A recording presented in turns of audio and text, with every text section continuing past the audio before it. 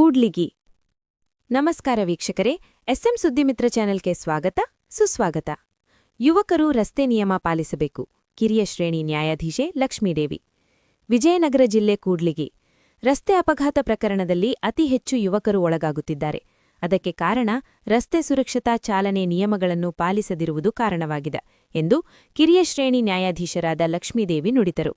ಅವರು ಪಟ್ಟಣದ ಪರಿಶಿಷ್ಟ ಪಂಗಡ ಇಲಾಖೆಯ ಯುವಕರ ವಸತಿ ನಿಲಯದಲ್ಲಿ ಆಯೋಜಿಸಲಾಗಿದ್ದ ಕಾನೂನು ಅರಿವು ನೆರವು ಕಾರ್ಯಕ್ರಮ ಹಾಗೂ ಯುವ ದಿನೋತ್ಸವ ಉದ್ಘಾಟಿಸಿ ಮಾತನಾಡಿದರು.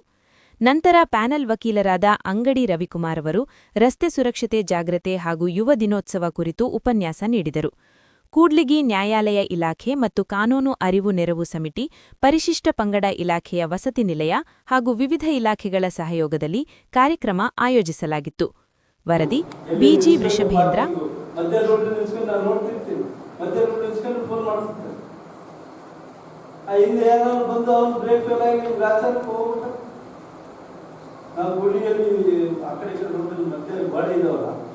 ಸುಮಾರು ಅದು ಕೆಟ್ಟದಾಗಿದ್ದು ಒಂದು 10 ಜನ ಯುವಕರು ಹೋಗಿದ್ದಾರೆ.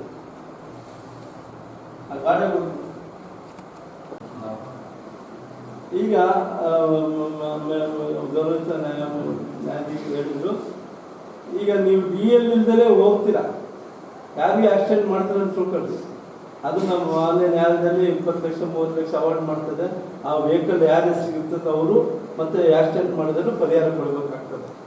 ಅದು ಆಯ್ತು, ಏನೋ ಆಗುತ್ತದೆ ಕೊಡ್ತಾರೆ ಅಂತ ತಿಳ್ಕೊಂಡು ನಿಮಗೆ ಈ ವರ್ಷ ಜನವರಿ 12ನೇ ತಾರೀಕು ಯುವ ದಿನಾಚರಣೆಯನ್ನ ಆಚರಣೆ ಮಾಡ್ತೀವಿ. ಅದೆಲ್ಲರಿಗೂ ಗೊತ್ತಿರೋ ಹಾಗೆ ಅದು ಸ್ವಾಮಿ ವಿವೇಕಾನಂದರವರ ಹುಟ್ಟಿದ ಹಬ್ಬದ ದಿನಾನ ನಾವು ಆಚರಣೆ ಮಾಡ್ತೀವಿ.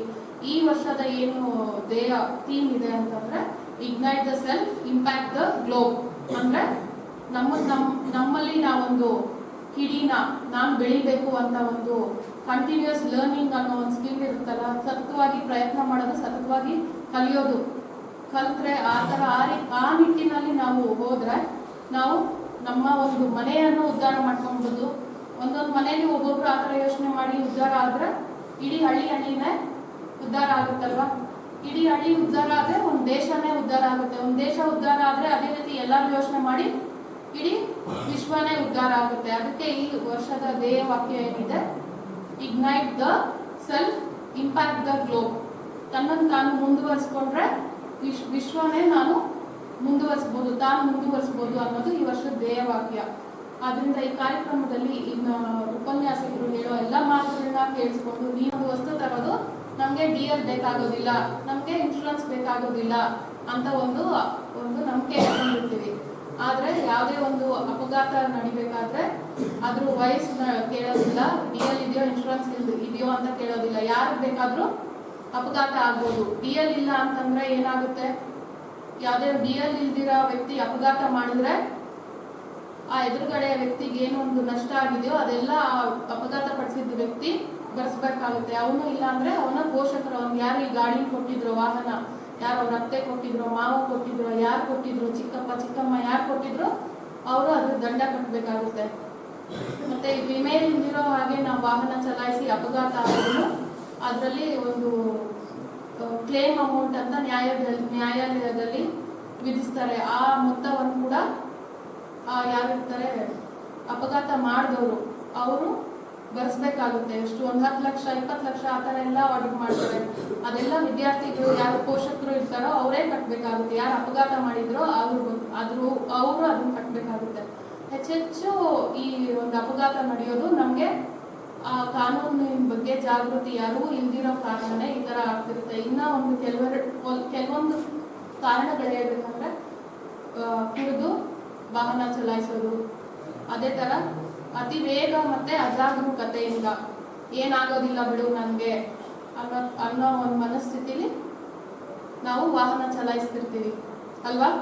ಆದರೆ ಏನಾಗುತ್ತೆ ಅಂತ ಅಂದ್ಬಿಟ್ಟು ಎಲ್ಲಿ ಮುಂದೆ ಏನಿದೆ ಅಂತ ಅನ್ನೋದು ನಮ್ಗೆ ಗೊತ್ತಿರೋದಿಲ್ಲ. ಆದ್ರಿಂದ ಹೆಚ್ಚು ಜಾಗೃತಿಯಿಂದ ನಾವು ವಾಹನನ ಚಲಾಯಿಸಬೇಕು. ಆದರೆ ಈ ಒಂದು ಯೂತ್ದು ಹುಮ್ಮಸ್ಸಿದ್ದಾಗ ಅದನ್ನ ನಮಗೆ ತಲೆಗೆ ಬುದ್ಧಿ ಒಳಗಡೆ ಬರೋದಿಲ್ಲ. ಜೋಶಾಗಿ ನಾವು ಓಡಿಸ್ತಾ ಇರ್ತೀವಿ, ಹೆಲ್ಮೆಟ್ ಧರಿಸ್ದಿರ ಓಡಿಸ್ತಿರ್ತೀವಿ.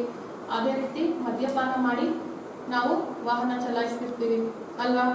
ನಮ್ಮ ಒಬ್ಬರು ಸ್ನೇಹಿತರು ಅವರು ಏನು ಹೇಳಿದ್ರು, ನಾನು ಯಾವುದೋ ಒಂದು ಇಲಾಖೆಯಲ್ಲಿದ್ದೀನಿ, ನನಗೇನು ಪರವಾಗಿಲ್ಲ, ನಾನು ಇಲಾಖೆ ಕಾರ್ಡ್ ಮುಗಿಸಿದ್ರೆ ಪೊಲೀಸರು ನಮ್ಮನ್ನ ಕೇಳೋದಿಲ್ಲ ಇನ್ಶೂರೆನ್ಸ್ ಅದಕ್ಕೆ ನಾನು ಮಾಡಿಸಿಲ್ಲ ಅಂತ ಹೇಳ್ತಾ ಇದ್ದೀನಿ. ಆದರೆ ಹಾಗಾಗೋದಿಲ್ಲ. ಅವರು ಅದ್ರ ಬಗ್ಗೆ ಸರಿ ತಿಳ್ಕೊಂಡಿರಲಿಲ್ಲ, ನಮಗೆ ಗೊತ್ತಿರೋರು ಅಲ್ವಾ. ಅದು ಪೊಲೀಸ್ಗೋಸ್ಕರ ನಾವು ಏನು ಕಾಯ್ದೆ ಕಾನೂನಿದೆ ಅದನ್ನ ಪಾಲನೆ ಮಾಡಬೇಕಾಗಿಲ್ಲ, ಆದರೆ ಅದನ್ನ ನಮ್ಮ ಒಳ್ಳೆಯದಕ್ಕೆ ಪಾಲನೆ ಮಾಡಬೇಕು. ಯಾವಾಗ ನಾನು ಆ ಒಂದು ಇದರಿಂದ ಕ್ಷಣದಲ್ಲಿ ಪೊಲೀಸರಿಂದ ತಪ್ಪಿಸ್ಕೊಳ್ಬೋದು, ನಾನು ಈ ಇಲಾಖೆಯಲ್ಲಿ ಇದ್ದೀನಿ, ನನಗೇನು ಇನ್ಶೂರೆನ್ಸ್ ಬೇಡ ಬಿಡಿ ಅಂತ ಅಂದ್ಬಿಟ್ಟು. ಆದರೆ ಏನಾದರೂ ಅಪಘಾತ ಆದರೆ ನ್ಯಾಯಾಲಯದಲ್ಲಿ ಏನು ಹೇಳ್ತಾರೆ, ಆಕ್ಸಿಡೆಂಟ್ ಆಗಿದ್ದ ದಿನ ವಿಮಾ ಪತ್ರ ಇತ್ತ ನಿಮ್ಮ ಹತ್ರ ಅಂತ ಕೇಳ್ತಾರೆ. ವಿಮಾ ಪತ್ರ ಇಲ್ಲ ಅಂದರೆ ಆ ಗಾಡಿನ ನ್ಯಾಯಾಲಯದಲ್ಲೇ ನೀವು ಬಿಡಬೇಕಾಗುತ್ತೆ ಅಲ್ವಾ. ನಾವು ಎಷ್ಟೆಷ್ಟು ಮಾಹಿತಿಗಳು ಈ ಕಾಯ್ದೆ ಬಗ್ಗೆ ಇದೆ, ಇದೆಲ್ಲ ಈ ದಿನ ಒಂದು ಕಾರ್ಯಕ್ರಮದಲ್ಲಿ ನಾವು ಮಿಷಿನರಿ ಬೈಕ್ ಅದು ಯಾವುದೇ ಕಾರ್ ಆಗಿರಲಿ, ಯಾವಾಗ ಏನಾಗ್ತದೆ ಗೊತ್ತಿರಲ್ಲ, ನೀವು ಹೇಳ್ದಂಗೆ ಕೇಳಲ್ಲ.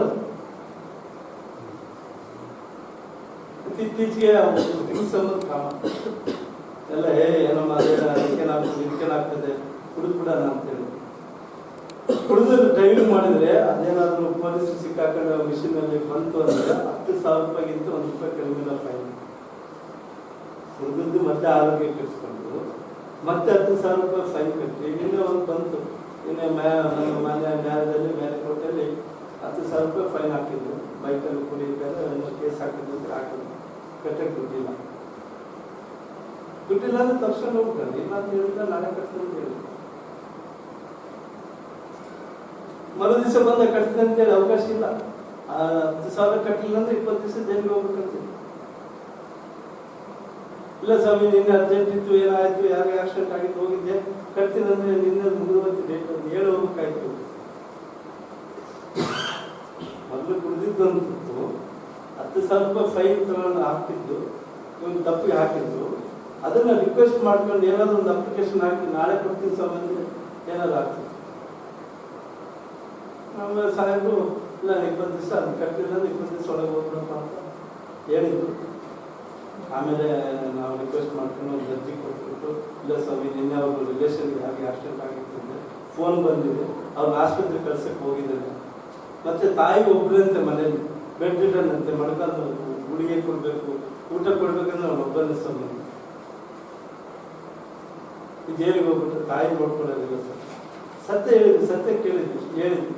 ಅವಾಗ ಮಾನ್ಯ ನ್ಯಾಯಾಧೀಶರು ಕನ್ವಿನ್ಸ್ ಆದರು, ಆಯ್ತು ಇನ್ನೊಂದ್ಸಲ ಮಾಡಬಾರ್ದು ಅಂತೇಳಿ ದಂಡ ಕಳಿಸ್ಬಿಟ್ಟು. ಯಾವ ಕೆಲಸಕ್ಕೆ ದೊಡ್ಡ ಗನಂದಾರಿ ಕೆಲಸ ಅಲ್ಲ, ಯಾರನ್ನ ಮುಂದೆ ಹೇಳ್ಕೊಳಕ್ಕೂ ನಾವು ನಾಚಿಕೆ. ಹಿಂಗೆ ಹಾಕಿದ್ರು, ಫೈನ್ ಹಾಕಿದ್ರು, ಹಿಂಗಾಗಿತ್ತು, ಕಟ್ಟಲಿಲ್ಲ, ಜೈಲಿಗೆ ಹೋದ್ವಿ ಅಂದ್ರೆ ಅದಕ್ಕೂ ನಾಚಿಕೆ. ಮನೆಗೆ ಹೇಳ್ಕೊಳಕ್ಕಾಗಲ್ಲ, ಫ್ರೆಂಡ್ಸ್ ಹತ್ರ ಹೇಳ್ಕೊಳಕ್ಕ. ದಯವಿಟ್ಟು ಹೇಳ್ತೀನಿ, ಯಾವುದೇ ಈ ಸರ್ಕಾರಕ್ಕೆ ಲಾಭ ಇರ್ಬೋದು, ಇನ್ನೊಬ್ಬರು ಲಾಭ ಇರ್ಬೋದು ಅಂತ ಹೇಳ್ತೀನಿ. ನಿಮ್ಮ ಜೀವನ ಹಾಳು ಮಾಡಿಕೊಂಡು, ನಿಮ್ಮ ಲೈಫು ಹಾಳು ಮಾಡಿಕೊಂಡು ಇನ್ನೊಬ್ಬ ಸರ್ಕಾರದ ಬಗ್ಗೆ ಯೋಚನೆ ಮಾಡ್ಕೋಬೇಡಿ. ಅದು ಬಹಳ ತಪ್ಪಾಗ್ತದೆ. ಕುಡಿದಿದ್ರೆ ಕಾಲು ಮುರಿತವೆ, ಕೈ ಮುರಿತವೆ. ಮತ್ತು ಹೆಲ್ಮೆಟ್ ಇಲ್ದಂಗೆ ಇದ್ದಂಗೆ ಬೈಕ್ ಹೋಗ್ತಾನೆ. ಒಂದು ಇನ್ಸಿಡೆಂಟು, ನಾನು ಮೊನ್ನೆ ತುಮಕೂರಿಂದ ಬರ್ಬೇಕಾದ್ರೆ ಯಾರೋ ಇಬ್ಬರು ಬಸ್ಸಲ್ಲಿ ಹತ್ಕೊಂಡು ಸಿಕ್ಕಿದ್ದೆ. ಸ್ಟ್ರೆಂತ್ ಅಂದರೆ ಯಾವುದು ನಾಲೆಡ್ಜ್ ಇರ್ಬೋದು, ಶಕ್ತಿ ಇರ್ಬೋದು. ವೀಕ್ನೆಸ್ ಅಂದರೆ ಎಲ್ಲರೂ ವೀಕ್ನೆಸ್, ಅದು ಡೆತ್ ಇದ್ದಂಗೆ. ಅವರು ಸ್ಟ್ರೆಂತ್ ಆಗಿರ್ಬೇಕಂತ ಹೇಳ್ತಾರೆ. Take risks in your life. If you run, you can lead. If you win, you can lead. If you lose, you can guide. ಇದು ಅರ್ಥ ಏನಂದರೆ, ನೀವು ಯಾವುದೇ ಒಂದು ಸಾಧನೆ ಮಾಡಬೇಕಂದ್ರೆ ಗೆದ್ದರೆ ಏನು ಮಾಡ್ತೀವಿ, ನೀವು ಲೀಡರ್ಶಿಪ್ ಲೀಡಿಂಗ್ ತಗೋತೀರಿ. ಸೋತ್ರೆ ಗೈಡ್ ಮಾಡ್ಬೋದು. ನಾನು ಇಂಥದ್ರಿಂದ ಸೋತಪ್ಪ, ಇಲ್ಲಿ ಈ ಥರ ಮಾಡಬೇಕು, ನಮ್ಗೆ ಹೇಳ್ಬೋದು, ತಪ್ಪೇನಾಗಲ್ಲ.